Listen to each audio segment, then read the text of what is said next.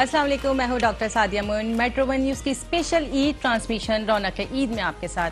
नाज़रीन, मेरी तरफ से, मेरी पूरी टीम की तरफ से, मेरे पूरे चैनल की तरफ से तमाम अहले वतन को ईद की खुशियाँ दिल से मुबारक हों। इसके साथ साथ हमारे ओवरसीज़ पाकिस्तानियों को और उम्मत मुस्लिमा जहाँ जहाँ ईद मना रही है सबको ईद की खुशियाँ दिल की गहराइयों से मुबारक हों। नाज़रीन, बात यह कि जब हम ईद की खुशियों का जिक्र करते हैं तो हम अपने वालिदैन, अपने बहन भाइयों, दोस्त अहबाब और रिश्तेदारों के साथ ईद मनाना चाहते हैं और उन खुशियों को सेलिब्रेट करना चाहते हैं। तो हमें अपनी खुशी में उन लोगों को भी याद रखना चाहिए जिनकी वजह से आज हम अपने वतन में आज़ादी के साथ ईद मना रहे हैं। यानी हर त्यौहार हम आज़ादी के साथ मनाते हैं, अल्हम्दुलिल्लाह। जी हाँ, मैं बात कर रही हूँ अफवाज पाकिस्तान की। Pakistan navy, Pakistan army, Pakistan air force, उसके जवानों को ज़रूर याद रखना चाहिए। उनके शोहदा को और उनकी फैमिलीज़ को अपनी खुशियों में ज़रूर याद रखा कीजिए और साथ साथ दुआओं में भी याद रखा कीजिए कि अल्लाह ताला हमारे पाकिस्तान की हिफाजत फरमाए। मेरी कोशिश होती है कि मैं अपने हर प्रोग्राम में अपने फोर्सेस के लोगों को ज़रूर ट्रिब्यूट पेश करूं, क्योंकि ये वाकई में काबिल एहतराम शख्सियात हैं। तो आइए अपने प्रोग्राम की बाकायदा इब्तिदा करते हैं अपने मेहमानों के तारुफ से। मेरे जो सबसे पहले मेहमान हैं वो पाकिस्तान आर्मी से हैं। उनका नाम है मेजर फराज अहमद शरीफ और वो रिटायर्ड हैं। उनसे बात करते हैं और उनको पहले खुशामदीद करते हैं कि वो हमारे प्रोग्राम में शरीक होने। अस्सलाम वालेकुम, क्या हाल है? ठीक ठाक है। और दूसरे जो मेरे मेहमान हैं वो कंसल्टेंट फिजिशियन है, डॉक्टर हैं, हमारे साथ मौजूद हैं डॉक्टर नदीम असद। उनको खुशामदीद करते हैं। अस्सलाम वालेकुम डॉक्टर साहब, बहुत शुक्रिया आपके तशरीफ लाने का। और तीसरी जो हमारी मेहमान हैं हमारे साथ मौजूद हैं शेफ नौरीन, उनको खुशामदीद करते हैं। अस्सलाम वालेकुम। ईद मुबारक। ईद मुबारक, खैर मुबारक। कैसे हैं आप? बिल्कुल ठीक, अल्हम्दुलिल्लाह। आप सबकी आमद का बहुत शुक्रिया और सबको दिल की गहराइयों से ईद मुबारक। तो सबसे पहले चलते हैं मेजर साहब की तरफ और उनसे ये जानते हैं कि मेजर साहब, आप माशाल्लाह 23 ईयर्स पाकिस्तान आर्मी में आपने सर्व किए हैं। मुझे ये बताएं, जब आप पाकिस्तान आर्मी में थे तो आप किस तरीके से आप लोग ईदें मनाते थे? ईद बेसिकली हमारा ये होता था कि कभी कभी आप फैमिली रह रहे होते हैं, कभी आप फैमिली आपके साथ नहीं होती और आप अकेले रह रहे होते हैं। तो normally in any case Eid में ये होता है कि नॉर्मली सुबह ईद की नमाज आपने पढ़ी अपने जवानों के साथ और उसके बाद फिर आपके तकरीबन 11-12 बजे हमारा एक होता था बड़ा खाना, जिसमें हम तमाम ट्रूप्स के साथ ईद मिलते भी हैं और उनके साथ खाना खाते हैं, लंच बेसिकली।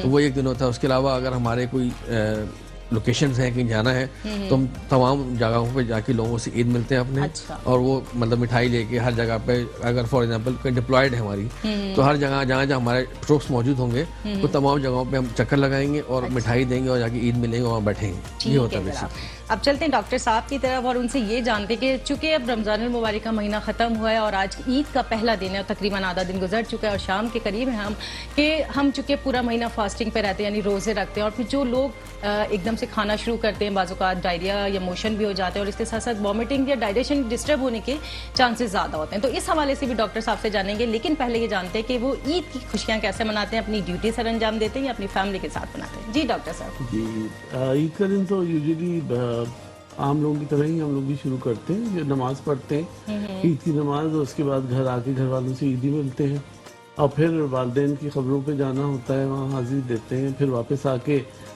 फिर मेरा तो ये रहता है कि मैं हॉस्पिटल के राउंड पे चला जाता हूँ, मुझे देखना होता है। यानी कि ईद वाले दिन भी ड्यूटी पे ही वो तो तीनों दिन हमें जाना होता है। तो राउंड करने के बाद फिर घर आ जाते हैं। फिर उसके बाद ये है कि शाम में हमारे यहाँ ग्रैंड डिनर होता है, सारे बहन भाई मिलते हैं, सारे कजन्स आते हैं, उनकी फैमिलीज होती हैं। तो रात गए तक हमारे यहाँ बहुत अच्छा जिसे कहते हैं गेट टुगेदर हो जाता है। It's very nice. ईद का दिन इस तरह से हमारा पूरा गुजरता है। बिल्कुल।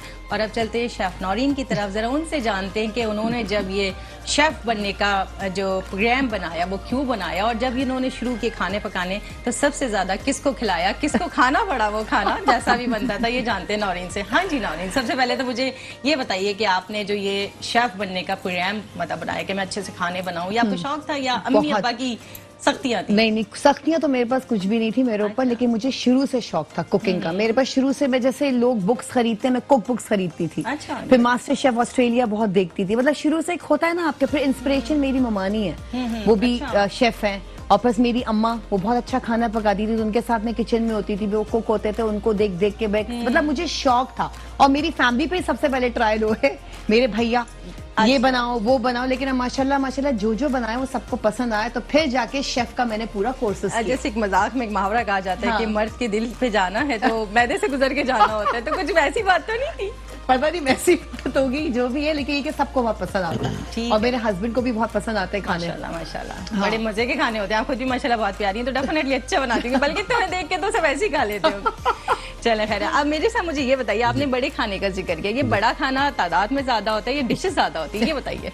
अच्छा, तादाद में ज़्यादा नहीं, बेसिकली बड़ा खाना बेसिकली ये है कि सब मिलके क्योंकि खाते हैं और जितने ट्रूप्स होते हैं सब अपने खानदान के बगैर ईद कर रहे होते हैं। बिल्कुल ऐसे ही है। तो आर्मी क्योंकि एक ऐसा फैमिली है, खानदान है, तो वो खास हमारी गेट टुगेदर, जैसे घरों में हम करते हैं गेट टुगेदर, तो हमारी वो आर्मी की गेट टुगेदर होती है, जिसमें सब साथ मिलते हैं और ईद मिलते हैं और एक ईद की खुशियों को शेयर करते हैं किसी के अच्छा, जब आप आर्मी में थे तो सब मिलके करते थे, अब चूंकि आप फैमिली के साथ मना रहे हैं खुशियां, तो उस वक्त और इस वक्त में क्या आपको फर्क लगता है?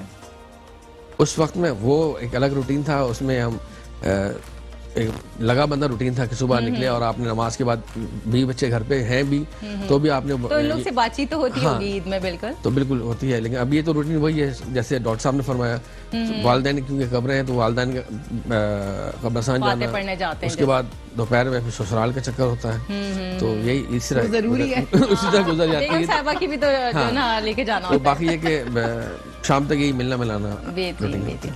अच्छा नाज़रीन किराम, हम ये जानते हैं डॉक्टर साहब से, चूंकि अब ईद का सीजन है और लोग बहुत ज़्यादा अचानक से इतना ज़्यादा खा लेते हैं, कभी कभी ओवर ईटिंग भी हो जाती है, कभी कभी तबीयत भी ख़राब हो जाती है, तो कोई पहले घरेलू टिप्स भी पूछते हैं और इसके साथ मेडिकेशन भी पूछते हैं कि हमें अगर किसी को इन प्रॉब्लम्स का सामना हो तो हमें कैसे फेस करना चाहिए। जी डॉक्टर साहब। रमज़ान क्योंकि एक ट्रेनिंग का महीना है हमारे लिए, जो कि ज़्यादा हमारी इस कहते हैं हमारी ट्रेनिंग करती जिस्मानी और रूहानी दोनों ट्रेनिंग इसमें होती है। हमारी जिस्मानी डिटॉक्स होता है, सारे जितने भी ऑर्गन्स हैं वो इसमें रेस्ट करते हैं और जाहिर है वो फिर उसके बाद रिफ्रेश हो जाते हैं रमज़ानों के बाद। अमूमन ये देखा गया है कि जो लोग होते हैं वो खाने पे जैसे कहते हैं ना एकदम से बहुत ज्यादा खा लेते हैं, जैसे इंडल्ज जाते हैं, तो उसमें फिर उनकी तबीयतें खराब होती हैं। तो उसमें यही मशवरा रहेगा कि खाना जरूर खाएं आप, तो इसके अमाउंट्स जो है ना वो छोटे रखें, अपने पोर्शंस जो है छोटे मतलब लें। सब जगह खा ले थोड़ी थोड़ी मिकदार में। पूरा अपना दिन का दिमाग में रखें कि भाई इतने घर जाना है तो आपने थोड़ा थोड़ा खाना है, तो इससे प्रॉब्ली आपकी तबीयत खराब नहीं होगी। क्योंकि पोर्शन कंट्रोल हो गया ना, तबीयत खराब नहीं होती, फिर आप वो भी रहते हो रिलैक्स। एक शेफ वैसे एक डाइटिशियन भी बन जाता है, उसे सब मालूम होता है कौन सी चीज कितनी मिकदार में खानी है। ऐसे ही है ना। अच्छा वैसे नौरीन ये बताइए कि अभी जो कि सहर और इफ्तार में कोई खास आपने डिशेस सिखाई हैं हमारी खवातीन को, इनमें से कौन सी ज्यादा मजेदार थी या कौन सी खवातीन सीखना चाहती हैं ज्यादा इस टाइप? अच्छा, मैंने जो भी बनाई थी, मैंने एक मेडिटेरेनियन डिश बनाई थी, चिकन पीटा, जो पीटा ब्रेड के साथ बना था। बहुत क्विक रेसिपी थी, लोगों ने बहुत पसंद करी है। अच्छा। और एक मैंने बनाए थे चिकन फ्रिटर्स, वो जो पकौड़े होते हैं चिकन के, वो बनाए थे, बहुत जल्दी और क्विक बने थे। अच्छा। ये भी बहुत पसंद की गई थी, कोई झटपट रेसिपीज होती है, मतलब वैसे ही मशहूर क्विक रेसिपीज के उससे। और बहुत सारे मैंने मॉकटेल्स और कॉकटेल्स बनाए थे गर्मियों के, समर ड्रिंक्स जो होते हैं, तो वो बहुत पसंद किए थे लोगों तो ये आप सोच के रखें, मैंने आखिर में जो तुम्हें से जो एक अच्छी सी रेसिपी चटपटी सी पूछनी है उसके बगैर जो तुम्हें छोड़ना नहीं है, क्योंकि जाहिर सी बात है जब खवातीन नई जिद्दत के खाने बनाना सीख रही होती है तो उनकी कोशिश होती है कि हर चीज अच्छी से अच्छी बनाएं ताकि घर वालों से तारीफ करें। और हकीकत ये कि जब मोहब्बत से अपने घर वालों के लिए बनाया जाता है कोई खाना और वो तारीफ करते हैं तो समझे हमारी मोहब्बत और हमारी मेहनत वसूल हो जाती है। और नाज़रीन हम बात किया कि डॉक्टर्स भी हैं हमारे साथ और मेजर साहब भी और नौरीन शेफ हमारे साथ मौजूद है। अब इन लोगों की जो इन लॉज की रूटीन होती है, कब अपने ससुराल जाते हैं, कब अपने घर को टाइम देते हैं, ये भी इनसे जानते हैं, क्योंकि बड़ा अहम सवाल है। क्योंकि फर्स्ट डे लोग अमूमन अपनी जो है मदर के घर जाते हैं, सेकंड डे ससुराल, ये सब रूटीन अमूमन लोगों के बने हुए होते हैं। जी मेजर साहब आप बताइए आपका कैसा रूटीन रहता है, भाभी को किस तरीके से आप ले जाते हैं उनके मैके वगैरह? अच्छा एक्चुअली मेरी फैमिली हम भाई सब इकट्ठे रहते हैं। अच्छा तो इसलिए वो इशू नहीं है कि हमने उधर जाना है। अच्छा, तो अल्टीमेटली ससुराल पे फोकस ज्यादा हो जाता है। तो वो ईद के दिन यही होता है कि नमाज पढ़ के आते हैं तो हम अपने घर में सब अपने बहन भाई आपस में मुलाकात हो जाती है, ईद मिल लेते हैं, बच्चों को ईदी वगैरह हम दे देते हैं। तो उसके बाद नॉर्मली लंच या डिनर जो भी डिसाइड हो ससुराल को वो उधर जाते हैं और फिर वहाँ पे वो ईदी का सिलसिला होता है। अच्छा वैसे जो आपका आर्मी वाला टाइम था मिस करते हैं अपने फ्रेंड्स वगैरह को? नहीं डेफिनेटली वो एक आर्मी, देखिए आर्मी का इंस्टीट्यूशन एक इटसेल्फ एक ऐसी फैमिली है जो आपको फिर नहीं मिलती।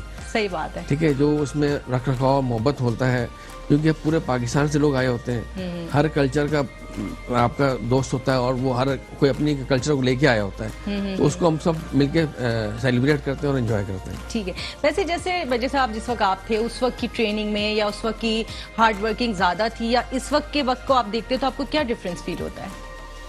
सहूलियात बहुत हैं कि राब्ते फैमिली से मोबाइल के जरिए भी हो जाते हैं। उस वक्त बड़ी मुश्किलात होती थी कि PTCL है तो होगी बात, वरना नहीं, या फिर आप लोग की जैसे किसी मिशन पे गए हुए तो फैमिली से राब्ता नहीं हो, तो फिर वो क्या मामलात होते थे? नहीं, राब्ता तो हो जाता है, लेकिन ज़ाहिर बहरहाल मुश्किल होता था। एक ज़माने में हमें याद है कि वो कॉल बुक कराते थे फ़ोन पे, जी जी, और वो 3 मिनट वाली। हाँ, इंतज़ार करते थे कि कॉल मिल जाएगी।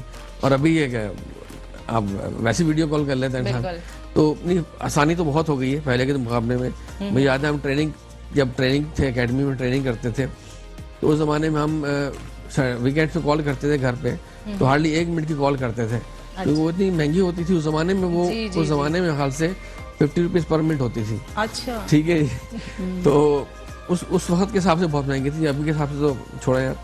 तो वो बहुत महंगी कॉल, तो वो आपकी कम्युनिकेशन फैमिली के साथ मुश्किल होती थी। तो वो आसानियां तो बहरहाल हैं। और इसी तरह से जब ईद पे बंदा जाता है, मतलब अब शायद लोग जब ईद जाते होंगे या नहीं जाते ईद फॉर एग्जाम्पल, तो उनको घर वालों से इतनी क्लोजनेस फील हो जाती है आराम से फोन पे, वीडियो कॉल पे, कि आप अपने इन टच रहते हैं फैमिली के साथ, तो वो थोड़ा सा अच्छा। वैसे मैंने जहाँ तक ये पढ़ा भी और सुना भी कि आर्मी जो है वो अपने जो जवान है, शहीद जवान, और उनकी फैमिलीज को हमेशा ख्याल भी रखती है और उनको जो लुक आफ्टर भी करती रहती है। ऐसे क्या मामला होते हैं इसमें? ये होता है बेसिकली कि जिन यूनिटों के जवान शहीद हुए होते हैं या ऑफिसर्स वगैरह, वो ईद के दिन जो भी फेस्टिवल्स होते हैं, तो यूनिट से नुमाइंदे जाते हैं उनके घरों पर। अच्छा। ईद मिलते हैं उनसे, और यूनिट की तरफ से नए ख्वाहिशात और कोई तोहफे तहफ वगैरह हो तो वो जाके देते हैं। सही। और उसके अलावा अपने शोहदा की कब्रों में भी फातिहा पढ़ते हैं। सही।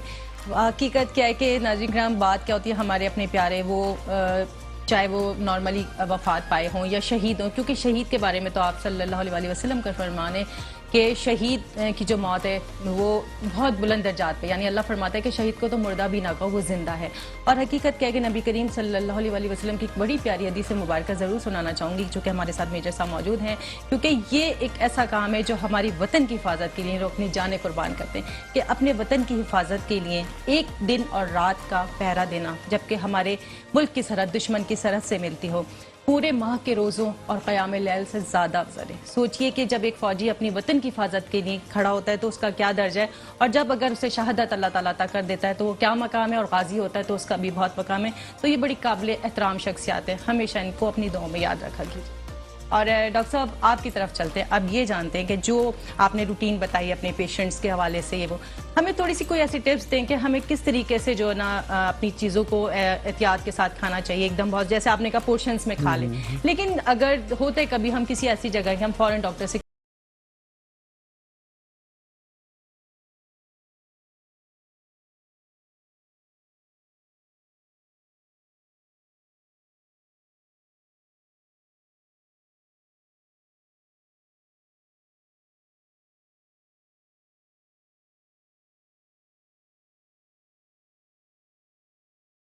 मुटेलियम टैबलेट है वो खाई जा सकती है।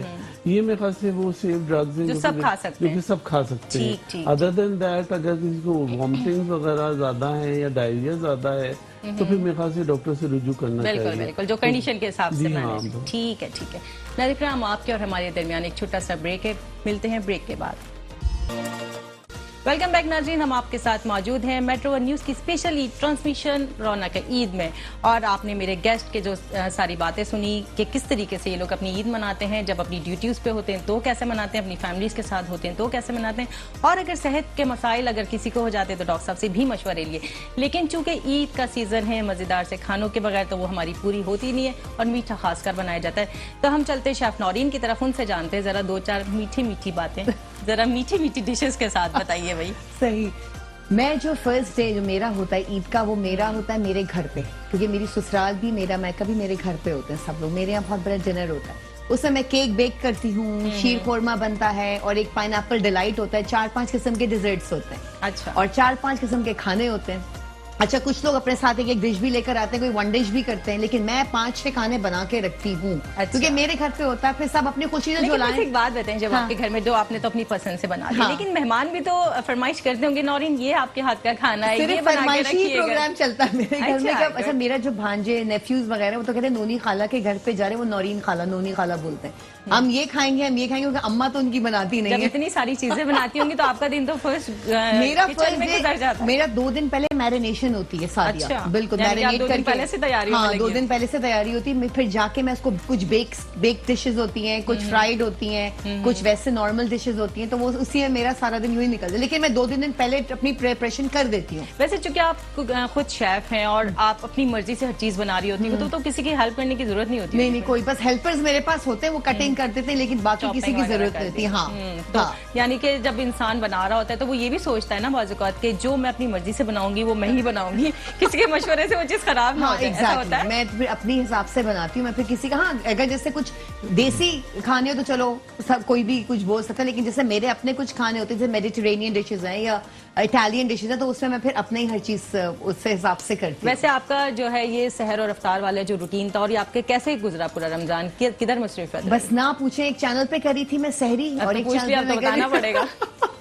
एक चैनल पे सहरी करी थी, एक चैनल पे अफ्तारी करी थी। अच्छा। और मतलब रात भर रिकॉर्डिंग्स होती थी अफ्तार की, वो उनका लाइव नहीं होता था, और सहरी एक चैनल पे करती थी। तो बस वो समझ नहीं आता था कि काना ना नींद पूरी, सुबह 1-2 घंटे सोने को मिलता था, बस फिर अपने और चीजें, अपने काम, बच्चा घर में, ये वो, तो घर भी देखना है, बाहर भी देखना है, सब चीजें एक साथ। लेकिन बेटा आपको तो कह दो कि मम्मा आप पता नहीं किधर है, मुझे मिलेंगी कब, होता है ना अमूमन बच्चे। हाँ, एग्जैक्टली। लेकिन नहीं, वो हम दोनों इतना मैनेज कर लेते, हम उसे एक साथ टाइम गुजारते, क्योंकि उसकी रूटीन, मेरा स्केड्यूल सेम था, उसके ट्यूशन, उसके स्पोर्ट्स, उसका स्विमिंग, तो वो जब हम साथ साथ ही आते थे। और हकीकत क्या है नाज़रीन ग्राम, जब तक आप कोई भी काम करें, आपकी फैमिली के सपोर्ट आपके साथ ना हो, तो आप Exactly. कामयाब नहीं हो सकते।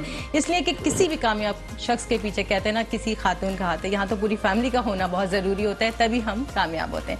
डॉक्टर साहब के पास चलते हैं, जैसे ये डिफरेंट डिशेज़ का बता रही हैं डॉक्टर साहब। ऐसा होता है कि बहुत ज़्यादा लोग जो है ना बहुत ज़्यादा खा लेते हैं, और अमूमन उनका कोलेस्ट्रॉल भी हाई हो जाता है। अब मुझे एक बात बताएं कि जब हम सोते हैं, जब उस टाइम हमारा जो खाना पीना कोलेस्ट्रॉल में चेंज हो रहा होता है, तो क्या हम अगर ये सारा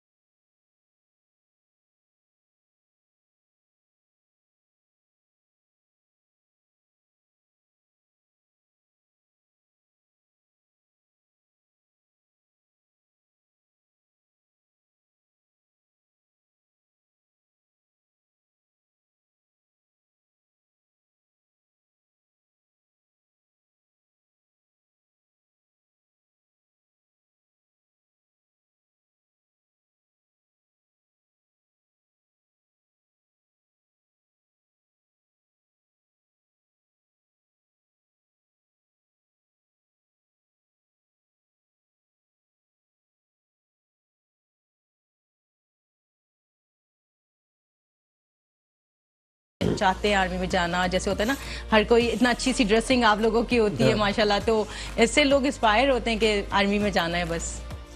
लोग तो इंस्पायर होते हैं, बच्चे इंस्पायर होना मुश्किल अच्छा। हाँ, क्योंकि बच्चे असल में अगर स्पेसिफिकली मेरे बच्चों की बात करेंगे तो नहीं, मेरे बच्चों का एक बेटा है मेरा। अच्छा। कभी भी शौक नहीं रहा उसको, वो थोड़ा सा वो कंप्यूटर विजर्ड टाइप आदमी है। अच्छा। तो थोड़ा सा वो उस तरफ है।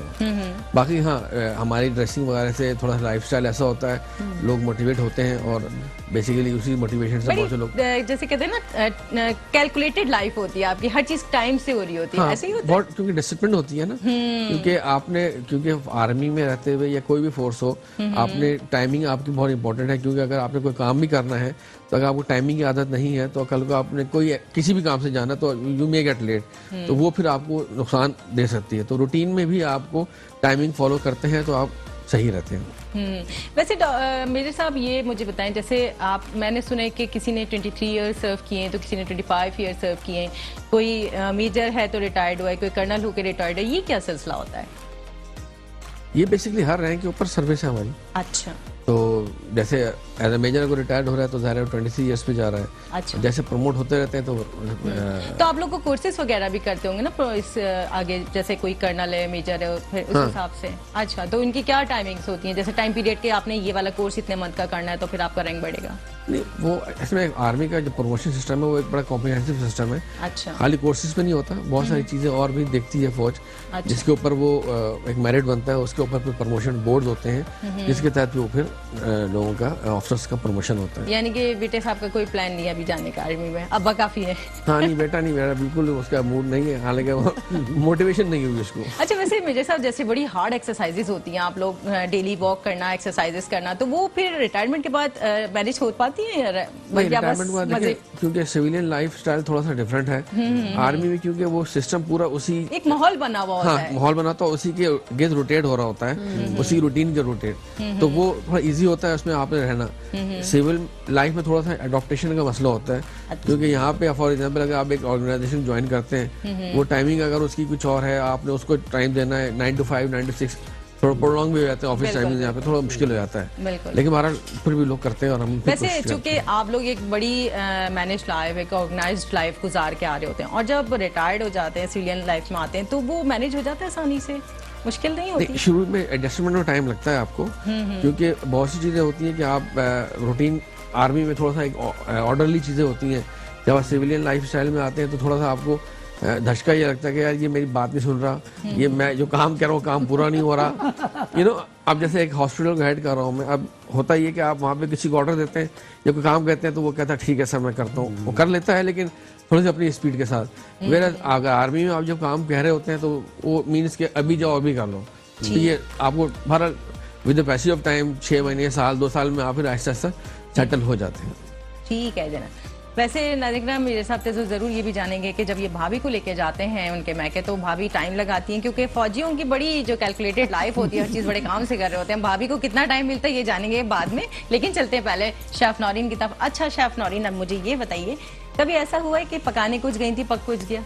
नहीं, कभी होता है ना, ये सही रेसिपी थी, इसको क्या हो गया? कहीं तो मारा होगा कभी कुछ? कभी नहीं, ऐसा कुछ नहीं हुआ सादिया, लेकिन ये कि पहले से मैं वो रख लेती थी कि क्या बनना है क्या नहीं बनना। पहले से मैं तो मेरी पूरी डायरीज होती है। अच्छा। हाँ, पूरे चीजें आज ये बनेगा आज ये बनेगा, थोड़ा सा होता है प्रॉपर चीजें सब डालनी होती हाँ, हैं, कोई स्किप नहीं करनी है। नहीं कोई स्किप नहीं करनी है, तो इस तरह से मैं पूरा अपना ये सब चीजें करके रखती थी पहले। वैसे आपको क्या ऑर्गेनाइज्ड होना बहुत जरूरी है बीइंग अ शेफ। मैं तो कहती हूँ कोई भी आप हो, कुछ भी हो, ऑर्गेनाइज होना जरूरी होता है। और चूंकि जाहिर सी बात है, आप चूंकि शेफ हैं और आप किचन में लगी रहती हैं, अपनी तैयारी में किस तरीके से फिर टाइम निकालती हैं? अपने लिए भी टाइम निकालना पड़ता है? अपने लिए मी टाइम भी मैं निकाल लेती हूँ, मैनेज मैं कर लेती हूँ सादिया। अच्छा। कोई टेंशन नहीं होता, आराम से मैं कर लेती हूँ सब चीजें। वैसे घर में जो बंदा बनाता है नई नई चीजें, खुशी होती है ना बना के, तो बैटरी की जरा खर्चे बचे कुछ या नहीं? किस चीज के? बाहर से जब बाहर के बहुत खर्चे बचे। अच्छा, मेरा बेटा तो वैसे भी सिर्फ वीकेंड से मैं उसको बाहर का कुछ भी खिला देती हूँ अगर उसका दिल चाहता है, वरना तो घर में ही सारी फरमाइशें होती है, तो आराम से बेस्ट होता है, हेल्दी भी और सुकून भी। वैसे अच्छा लगता होगा ना कि ये भी आ गया बनाना, जब शुरू में नहीं आता होगा। अच्छा, आपके घर में जो था वो आप ही से सारी फरमाइशी की जाती थी या बाकी बहनें और अम्मी वगैरह भी बनाती? नहीं, अम्मा मेरी बहुत अच्छी कुक है, उनसे मैं ज्यादा इम्प्रेस होती थी, इंस्पिरेशन मेरी वही है। और एक कुक होते थे हमारे बंगाली होते थे, वो भी बहुत अच्छा खाना बनाते, तो उनसे भी ज्यादा अच्छा, हुई वैसे थी। पहले ऐसा नहीं होता था कि अम्मा हर चीज खुद ही बना रही होती थी? आजकल तो हर डिश का जो आपको रेसिपी का बॉक्स मिल जाता है कि हाँ। बस इसमें साफ पड़े वो बना दें। हाँ। उसके जायके और उसके जायके में फर्क होता है। बहुत फर्क होता है, बहुत फर्क होता है। अपने जो मसाले अम्माएं अपने बना रही होते हैं, होती हाँ ऑफ कोर्स अम्मा के अपनी एक टेस्ट होता है जो कि हमारे में कभी भी नहीं आ सकता। अम्मा के, नानियों के, दादियों के अपने टेस्ट होते अपने हैं, taste या होते वो लोग सिलबट्टा पे मसाले पीस बिल्कुल, पीस के मसाले बनते भी और थे। वो शामी कबाब वगैरह भी एग्जैक्टली, उसी वो में तो वो पीसी टेस्ट तो अब ये तो नॉर्मल है, हम तो जल्दी बस उसके मशीन लाइफ हो गई ना, तो बस इसी तरह से हम लोग करते हैं। ये लेकिन- दोनों गेस्ट जो ना बस इधर उधर सुन रहे होंगे, हम दोनों लेडीज लगे हुए। चलते हैं दोबारा मिर्जा साहब की तरफ। जी बताइए, भाभी को कितना टाइम देते हैं आप तैयारी के लिए? या भाभी जो है या तो जल्दी तैयार हो जाती है, देर से तैयार होती है? क्योंकि आप फौजी है, फौजियों वाला अंदाज होता है घर पे या नहीं? नहीं नहीं, वो अपना मतलब मेरे ख्याल से वो मैनेज कर लेती हैं अच्छा। अच्छा। हाँ, फौजी की बीवी है तो मेरे ख्याल से अच्छा हाँ, मैनेज कर लेती हैं, और जब टाइम पे होता है मेरे ख्याल से जल्दी तैयार हो गए। शी इज अच्छा, ऑलवेज, हाँ, इन टाइम। जैसे मुझे जाना होता है तो मैं अपने हस्बैंड से पूछ लेती हूँ, मुझे एक टाइम बता दें कि हमने निकलना कितने बजे, मैंने उस टाइम पे रेडी होना वो होता मुझे टाइम देती है कि इस टाइम पे रेडी रहना। है। अच्छा ठीक है नाज़रीन किराम, ये हमारी ईद की मज़ेदार सी बातचीत तो जारी और सारी रहेगी। हमारे और आपके दरमियान एक छोटा सा ब्रेक है, मिलते हैं ब्रेक के बाद। वेलकम बैक नाज़रीन, हम आपके साथ मौजूद हैं मेट्रो वन न्यूज़ की स्पेशल ईद ट्रांसमिशन रौनक के ईद में आपके साथ। और हमारे जो मेहमान हैं वो बड़े मज़ेदार सी बातें कर रहे हैं, चटपटी सी बातें, और नौरीन से हम चटपटे खानों की तरकीबें भी सीख रहे हैं और साथ साथ मीठी मीठी बातों के साथ मीठी मीठी डिशेस की बातें भी। और अब चलते हैं मेजर साहब की तरफ, उनसे कुछ ऐसा जानते चुके फौज में और बहुत सारे ऐसे वाक़यात हो जाते हैं जो इंसान को याद रहते हैं। मेजर साहब, मुझे कोई ऐसा वाक़या या कोई ऐसी बात बताइए जो आपकी लाइफ में हमेशा आपको याद रहती हो, या जो भी ऐसा कि आप चाहते हैं कि सबको पता हो, ईद का दिन हो या हाँ, वैसी कोई भी ईद के हवाले से है बेसिकली। जी, बिल्कुल। हम ईद के दिन बैठे हैं तो हम सियाचिन पे था मैं, और ईद नज़दीक थी और हमने ईद मनाने मतलब ये था कि ड्यूटी ख़त्म हो गई थी, मेरा टाइम पूरा हो गया था, और मोस्ट प्रॉब्ली ये था कि हम घर जाके ईद करेंगे कराची आके। लेकिन वो क्योंकि पहाड़ी रास्ते ऐसे थे, उतरते उतरते उसमें इतना टाइम लगा मुझको, मतलब हमारी जो पूरी एक्चुअली सियाचिन से जब उतरते तो पूरी टीम उतरती है, अकेला बंदा वहाँ से मूव नहीं करता। तो आए तो अल्टीमेटली हमको फिर वहाँ पे पहाड़ों में जो है, अगर आप सोचो ग्यारी का आपने सुना होगा नाम, जहाँ पे वो जी जी जी, एक कोई हादसा भी हुआ जी जी है। एमएच आया जी, था, जी। तो उसी जगह पे वहाँ पे हमने फिर ईद वहाँ पे की थी। अच्छा। हाँ, तो वो बड़ी यादगार ईद भी थी पहाड़ों में, और बहुत मतलब वो बर्फ सर्दी भी पड़ रही होगी थी। ना? हाँ, तो वो ट्रुप्स के साथ बड़ी यादगार ईद हमारी गुजरी थी। बेहतरीन। अच्छा, वैसे जब ईदें आप लोग इस जगहों पे मनाते हैं तो फैमिली की तरफ से कोई ईद के ड्रेसेस वगैरह भेजे जाते हैं, या आप लोगों वर्दियों में ही बस नमाज पढ़ ली जाके वो ईद हो गई? गिफ्ट की बात कर रही हैं? जी जी जी, बेगम आपकी भेजती होंगी सूट वगैरह? हाँ, कभी कभी भेजते थे। नहीं भेजते हैं, लेकिन ज्यादा नहीं। अच्छा। क्योंकि ज़ाहिर है वो एक्चुअली ज्यादा इम्पैक्ट ये होता है, ख्याल उनका होता है कि घर पे खुद ही आ जाएंगे। लेकिन एक बात हो आपको, मैं जो वो लोग दूर रहते हैं घरों से, जी जी। वैसे तो हर कोई ईद का इंतजार करता है कि घर पे ईद मनाओ जाके, लेकिन फिनोमेना ये है कि जो भी आप जब घर जाते हैं, बेशक नॉर्मल डेज हो, एक्चुअली वो ईद होती है। क्योंकि आप फैमिली के साथ जब मिल रहे होते हैं अपनी, तो एक्चुअली वो सेलिब्रेशन आपकी वो ईद वाली ही हो रही होती है। जब आप 4 महीने बाद, 3 महीने बाद, इवन को अब्रॉड रहता है, दूर से भी आता है, तो वो बिकम्स फेस्टिव डेज होते हैं ना आपके, वो ईद ही हो जाती है, तो वो आप मैनेज कर लेते हैं। बेहतरीन। नाज़रीन, ये ज़िंदगी के वाक़यात होते हैं जो इंसान किसी भी फील्ड में हो, कुछ वाक़यात ऐसे होते हैं जो हमेशा याद रहते हैं। अब शेफ़ नौरीन की तरफ चलते हैं, उनसे ये पूछते हैं कि इनकी जो डिशेज़ हैं, इनको कौन सी ज़्यादा पसंद है? मीठा पसंद है, नमकीन पसंद है, बेकिंग पसंद है, क्या पसंद है? और जो अपने मेहमानों को ज़्यादा खिलाना चाहती हैं, और हमें कब खिलाएंगी ये भी हम इनसे जानते हैं। हाँ जी भी, आप लोगों को बहुत जल्दी खिलाऊंगी इंशाल्लाह इंशाल्लाह। अच्छा, मेरे यहाँ जो है सब चीजें, मतलब मैं मिक्स करके बनाती हूँ, इटालियन भी बनाती हूँ, देसी भी, क्योंकि हर किस्म के लोग होते हैं तो हर किस्म का अपना अपना टेस्ट होता है हर एक का। तो तीनों 4-5 जो कुजीन होती है, मैं सब तीनों हर कुजीन की एक एक डिश में बनाती जरूर हूँ। अच्छा। हाँ, ताकि जो इटालियन पास्ताज होते हैं, स्पेगेटीज होती है, बच्चे बहुत शौक से खाते हैं, तो बच्चों के हिसाब से बच्चे, बच्चों के फिर साथ। बड़े हमारे तो फरमाइशें चलती होंगी, बच्चों की अलग, बड़ों की अलग। हाँ बिल्कुल, खाला ये बनाए ये बनाए ये बनाए, तो बच्चों का अलग होता है, तो बड़ों का अलग होता है। उनको बिरयानी भी, कोई पुलाव, बिल्कुल। कोरमा, तो वो देही कोरमा बनता है हमारे यहाँ, मेरा बहुत मशहूर है देही कोरमा, वो अच्छा, हमें बनता क्या है। मालूम? हाँ। हमें खिलाएंगी तो पता होगा। बिल्कुल। वैसे माशाल्लाह मैंने आपके हाथ की काफी चीजें खाई हैं नाज़रीन, हम अक्सर पीढ़ियों में साथ करते हैं और इनकी बड़े मजे की होती हैं चीजें।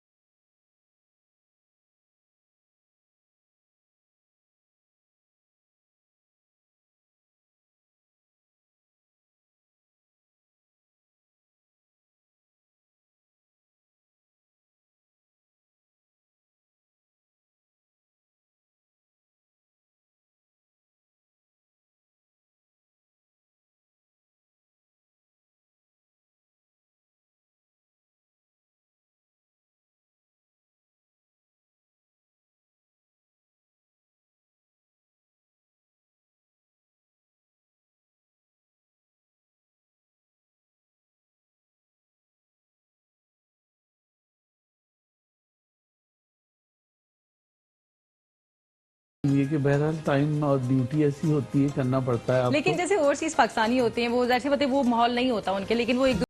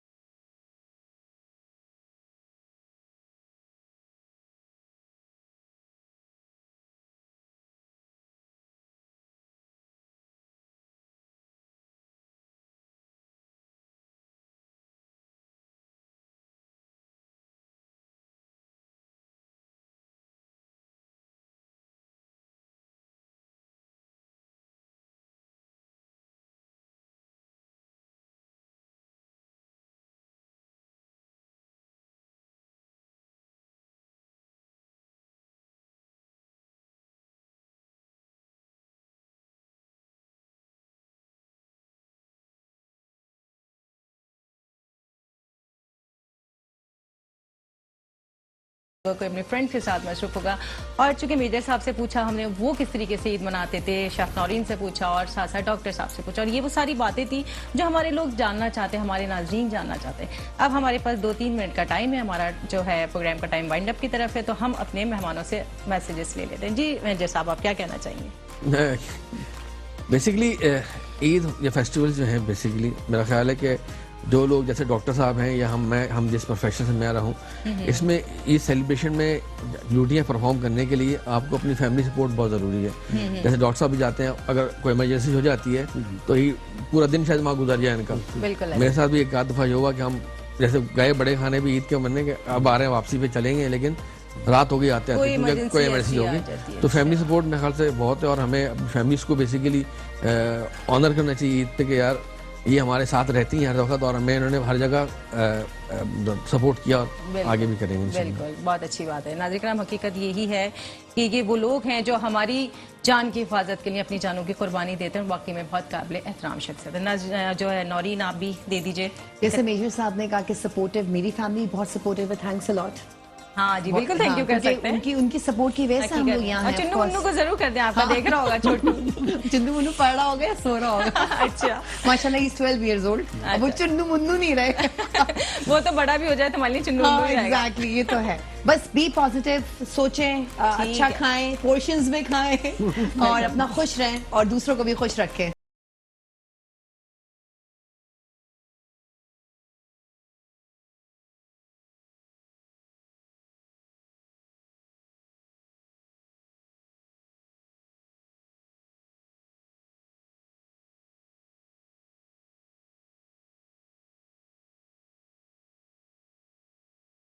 लेकिन वो आपकी कॉल का इंतजार जरूर करते हैं, तो ईद वाले दिन अपने प्यारों को कॉल जरूर करें और पोर्शंस में खाएं। बिल्कुल, ये जरूरी है, पोर्शंस में खाएं। मेरे तमाम मेहमानों का बहुत शुक्रिया, मेजर साहब आपका बहुत शुक्रिया, नौरीन आपका बहुत शुक्रिया, डॉक्टर साहब आपका बहुत शुक्रिया, और नाज़रीन किराम मेरे प्यारे पाकिस्तानियों, आपको एक बार फिर ईद की खुशियाँ मुबारक हो दिल की गहराइयों से।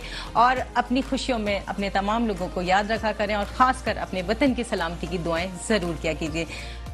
मेट्रो न्यूज़ की स्पेशल ट्रांसमिशन रौनक ईद से अपने मेज़बान डॉक्टर सादिया मोइन को इजाज़त दीजिए। अल्लाह ने चाहा जिंदगी रही, फिर मुलाकात होगी। अल्लाह हाफ़िज़।